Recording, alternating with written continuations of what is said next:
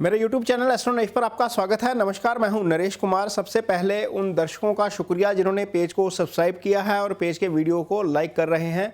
यदि आप पेज पर नए आए हैं तो इसे सब्सक्राइब जरूर करिए और यदि कंटेंट अच्छा लगता है तो इसे शेयर ज़रूर करिए। आज बात करेंगे शनिदेव की। शनिदेव ने 17 जनवरी को गोचर किया था कुंभ राशि में और उसके बाद कुछ राशियों के ऊपर शनि की साढ़ेसाती शुरू हुई है। कुछ राशियों के ऊपर से शनि का प्रभाव कम हुआ है। कुछ राशियां ऐसी हैं जिनके ऊपर शनि की ढैया खत्म हुई है और कुछ राशियां ऐसी हैं जिनके ऊपर शनि की ढैया शुरू हो चुकी है।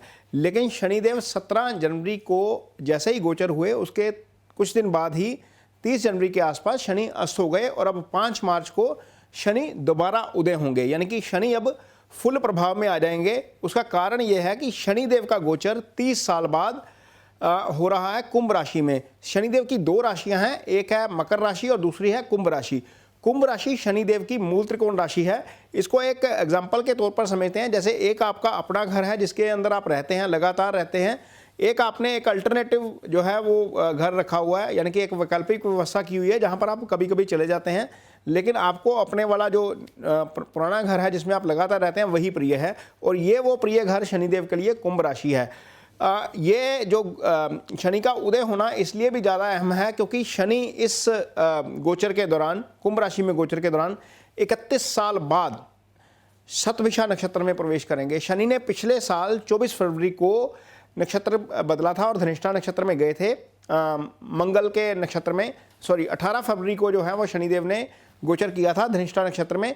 धनिष्ठा नक्षत्र मंगल का नक्षत्र है और दोनों जो ग्रह हैं वो आपस में मित्र भाव नहीं रखते, शनि और मंगल। इसका असर हमें ये देखने को मिला कि 24 फरवरी को यूक्रेन और रशिया के बीच कन्फ्लिक्ट शुरू हो गया और जो आज तक जारी है। अब जैसे ही शनिदेव नक्षत्र परिवर्तन करेंगे, ये 15 मार्च को होगा, उसके बाद ये कन्फ्लिक्ट जो है वो हो सकता है कि थोड़ा सा ईज आउट हो जाए, वहाँ पर चीज़ें सामान्य होनी शुरू हो सकती हैं।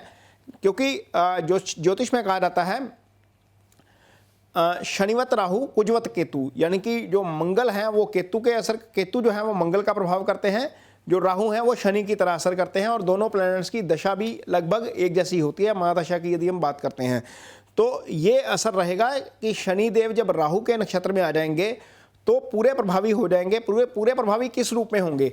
ये कर्म फल देने वाला नक्षत्र है जो शतभिषा नक्षत्र है। यदि आपका कर्म अच्छा रहा है तो आपको इसके अच्छे फल देखने को मिलेंगे। शनि जब फुल प्रभावी हैं कुंभ राशि में और ऐसे नक्षत्र में हैं जो कर्म फल का नक्षत्र है, तो निश्चित तौर पर आपको इसका फल देखने को मिलेगा। यदि आपका कर्म अच्छा रहा है, इसको मैं एग्जाम्पल के तौर पर समझाने की कोशिश करता हूँ। मान लीजिए आप किसी ऐसी आदत के शिकार हैं जो आपको फिजिकली हार्म कर सकती है, लाइक स्मोकिंग कर रहे हैं आप, या आप ड्रिंक कर रहे हैं, या कुछ ऐसा कर रहे हैं जिससे आपको फिजिकली हार्म हो सकता है, लेकिन आप बहुत लंबे सालों से समय से कर रहे थे, उसका कोई पता नहीं लगा। ये समय आ गया है अब 15 मार्च के बाद जब इसका रिजल्ट आपके सामने आना शुरू होगा, क्योंकि शनिदेव जो है वो उस चीज़ को सामने ले आएंगे जो आपने की हुई है। ये तो मैंने बुरी आदत की बात की। यदि आप अच्छा काम भी कर रहे थे, उसका रिवार्ड नहीं आपके सामने आ रहा था, तो वो समय आ गया है अब कि आपको उसका रिवार्ड मिलना शुरू हो जाएगा और आपको बहुत अच्छा रिवार्ड मिलेगा। ये इसका प्रभाव जो है वो ओवरऑल रहेगा कुंभ राशि में गोचर के दौरान। 15 अक्टूबर तक शनि इसी नक्षत्र में रहेंगे। इसके बाद रेट्रोग्रेशन में जाकर फिर धनिष्ठा में जाएंगे, फिर 24 नवंबर को जाकर दोबारा शतभिषा में आएंगे और करीब आगे इसी नक्षत्र में चलेंगे। इस नक्षत्र में रहने के दौरान शनिदेव कर्म का फल करेंगे। इसका आपके ऊपर क्या असर होगा, इसको हम राशि वाइज बताएंगे।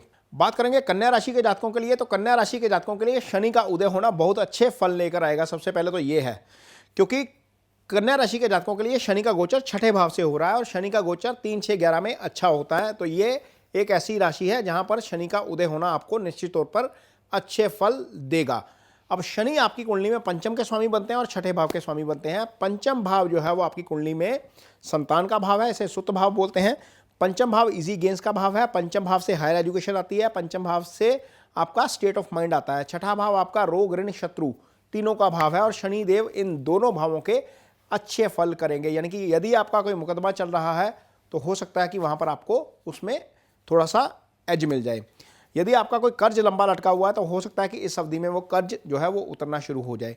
यदि आपको किसी बीमारी के शिकार हैं, कहीं पर फिजिकल प्रॉब्लम आ रही है, तो वहाँ से आपको राहत मिलने के आसार अब बन गए हैं, क्योंकि शनि यहाँ पर शुभ गोचर में आ गए हैं। पंचम भाव, यानी कि यदि आपके यहाँ पर संतान होने वाली है, एक्सपेक्ट कर रहे थे लेकिन हो नहीं रही थी, तो हो सकता है कि अगला 1 साल जो है वो संतान के मामले में आप लकी साबित हों। यदि आप हायर एजुकेशन की तरफ जा रहे हैं और आपका इरादा है कि कहीं बहुत अच्छी यूनिवर्सिटी में पढ़ना है जाकर, तो हो सकता है कि वहाँ पर भी आपका जो एफर्ट है, जो आपकी जो इच्छा है वो पूरी हो जाए। यदि आपको कोई ऐसा फैसला लेना है जहाँ पर आप अभी तक कंफ्यूज थे, हो नहीं पा रहा था, तो स्टेट ऑफ माइंड आपका ऐसा हो जाएगा कि आप वो फैसला अच्छे तरीके से ले पाएंगे। ये शनिदेव के शुभ प्रभाव आपको देखने को मिलेंगे कन्या राशि के जातकों को, यदि आपकी कुंडली में शनि की महादशा या अंतर्दशा चल रही है तो। यदि आपकी कुंडली में दशा, महादशा, अंतर्दशा नहीं भी चल रही है तो भी इन 2 भावों के फल शनि निश्चित तौर पर करेंगे। अब यहाँ पर सावधान रहने की कहाँ पर ज़रूरत है, क्योंकि कुछ चीज़ें नेगेटिव भी होंगी, कुछ चीज़ें पॉजिटिव होंगी, कुछ चीज़ें नेगेटिव भी होंगी। अब नेगेटिव क्या है, अष्टम के ऊपर तीसरी दृष्टि जाएगी शनिदेव की। अष्टम क्या है, आपका सडन लॉस है, सडन प्रॉफिट है। ऐसा हो सकता है कि आपको सडन प्रॉफिट भी हो सकता है, सडन लॉस भी हो जाए। तो ड्राइविंग स्लो करिएगा यदि आपका काम इस तरह का है जहाँ पर दुर्घटना होने का भय रहता है। यानी कि यदि आप मशीनरी पे काम करते हैं, यदि आप हाइट पे चढ़कर काम करते हैं, यदि आपका काम ड्राइविंग में से इन्वॉल्व है, तो दुर्घटना हो सकती है आपके साथ। वहाँ पर आपको थोड़ा सा ध्यानपूर्वक काम करना पड़ेगा। यदि आप ध्यानपूर्वक करेंगे तो हो सकता है चीज़ें जो है वो अवॉइड हो जाएं। अब एक दृष्टि जाएगी 12वें भाव के ऊपर, सप्तम वाली। जब शनि छठे भाव से में गोचर करते हैं तो दृष्टि जाती है 12वें भाव के ऊपर। शनि की दृष्टि अच्छी नहीं होती, गोचर अच्छा है, दृष्टि अच्छी नहीं होती। अब 12वां भाव क्या है, वो आपकी अनिद्रा का भाव है, एक्सपेंसेस का भाव है, हॉस्पिटलाइजेशन का भाव है। तो ऐसा हो सकता है कि खर्चे थोड़े से ज़्यादा हो जाएं आपसे। ऐसा हो सकता है कि आपको थोड़ी सी स्लीपिंग डिसऑर्डर्स की प्रॉब्लम हो जाए। ऐसा हो सकता है कि आपको हॉस्पिटल में जाना पड़ जाए। ऐसा ये नहीं है कि आप ही जाएंगे हॉस्पिटल में, क्योंकि दुर्घटना का भाव एक्टिव है, तो हो सकता है कि आप भी चले जाएं। लेकिन ऐसा हो सकता है कि आपका कोई करीबी है, आपको लगातार उसका पता लेने के लिए हॉस्पिटल जाना पड़े। तो ये जब भाव एक्टिवेट होता है तो आप किसी भी रीज़न के कारण हॉस्पिटल जा सकते हैं। अब शनिदेव जब छठे बैठते हैं तो एक दृष्टि पड़ती है दशम वाली तीसरे भाव के ऊपर। जब तीसरे भाव के ऊपर शनि की दृष्टि पड़ती है तो तीसरा भाव आपके करेज का भाव है, आपकी डिटर्मिनेशन का भाव है, आपका छोटा भाई, आपका हौसला यहीं से आता है। तो यहाँ पर आपको छोटे भाई के साथ तालमेल के साथ काम करना पड़ेगा। वहाँ पर उनकी हेल्थ को भी इशू हो सकता है। यदि आपने कोई डिसीजन लेना है लाइफ में, कोई फैसला लेना है लाइफ में, डिटर्मिनेशन के साथ फैसला लेना है, तो हो सकता है कि थोड़ी सी वहाँ पर आपको कन्फ्यूजन हो जाए। हालांकि स्टेट ऑफ माइंड जो है वो बहुत अच्छा रहेगा, लेकिन थोड़ा सा दुविधा में रहेंगे आप, तो उस समय थोड़ा सा जो है वो सोच समझकर फैसला लेना पड़ेगा। अदरवाइज शनिदेव का ये गोचर आपके लिए शुभ है। शनि का उदय होना शुभ है, शनि का शतभिषा नक्षत्र में आना शुभ है। तो कन्या राशि के जातकों के लिए ये शनि देव का जो फलादेश रहेगा उदय होने का 5 मार्च के बाद।